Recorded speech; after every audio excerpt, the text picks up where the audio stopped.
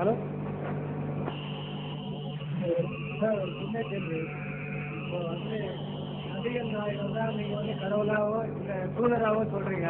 அவர் சொன்ன இதெல்லாம் பார்க்கும்போது இந்த ஜெண்டா மதிக்கிறாங்க. அதெல்லாம் முஸ்லீமுக்கு ஜெண்டா எடுக்கிறதா? சரி சரி. இல்ல, கேள்வி நான் சொல்லிக்கிறேன். அவங்க கேட்ட கேள்வி ரிப்பீட் பண்ணிக்கிறேன். ஒரு அழகான கேள்வியை சார் பேர் என்ன சார்? முன்சாமி சகோதரர் ஒரு அருமையான கேள்வி கேட்டிருக்கிறாங்க. அதாவது முஸ்லீம்கள் என்று சொல்லிக் கொள்ளக்கூடியவர்கள் இந்த ஜெண்டா கொடிமரத்தை வச்சு வழிபாடு நடத்துறாங்களே, இது இஸ்லாத்துல இருக்குதா கேட்கிறாங்க. இல்ல, இஸ்லாத்தினுடைய அடிப்படை கொள்கை என்ன தெரியுமா?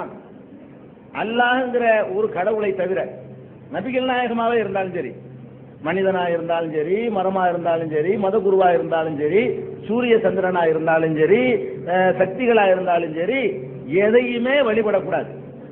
வழிபாட்டுக்கு உரிய ஒன் அல்லாஹ் என்ற கடவுள் மாத்திரம்தான், ஒரே ஒரு கடவுளைத்தான் வழிபடணுமே தவிர, கொடிமரம் நம்மளால தயாரிக்கப்பட்ட ஒரு கொடிமரம், நம்ம தான் அதை உருவாக்கிறோம்.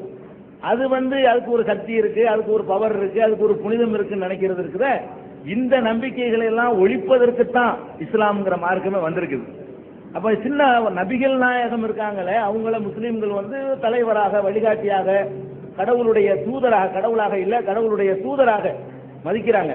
அவங்கள கூட நாங்க வணங்கக்கூடாது, அவங்கள கூட வழிபடக்கூடாது. ஒரு கொடிமரத்தை முஸ்லீம்கள் செய்யறாங்க. சகோதரர் எதை வச்சு கேட்கிறாருன்னு கேட்டா, முஸ்லீம்னு சொல்லிக்கிறாங்க.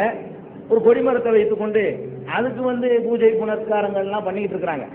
அதை முஸ்லீம்களுடைய நடவடிக்கைகள்ல இருந்து பார்த்து அந்த சகோதரர் கேட்கிறாரு தவிர, திருமறை குர்ஆன்ல இப்படி ஒரு சட்டமே கிடையாது.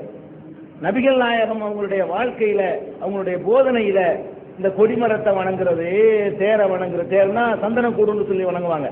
அதாவது அவர் எதை கேட்கிறாருன்னு கேட்டா, யாராவது ஒரு மனிதர் முஸ்லீம்ல ஒருத்தர் இறந்துட்டாருன்னு வைங்க, நல்லவர், அவரை கொண்டு போய் அடக்கம் பண்ணி அந்த இடத்துல ஒரு வழிபாட்டு தலத்தை உண்டாக்கி அங்க ஒரு கொடிமரத்தை நட்டு அதுக்கு ஒரு பூஜை செய்யக்கூடிய வழக்கம் இஸ்லாத்தை பற்றி அறியாத மிகச்சில பேர்கிட்ட, அதுவும் இந்தியாவில் வாழ்ற முஸ்லீம்கள்ட்ட மாத்திரம் இருக்குது, கொஞ்சம் பேர்கிட்ட.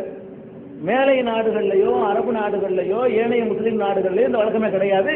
குர்ஆன்லயும் கிடையாது, நபிகள் நாயகத்தினுடைய போதனையிலையும் கிடையாது. இஸ்லாத்தை புரிஞ்சு கொள்ளாம நடத்திட்டு இருக்கிறாங்க. வேற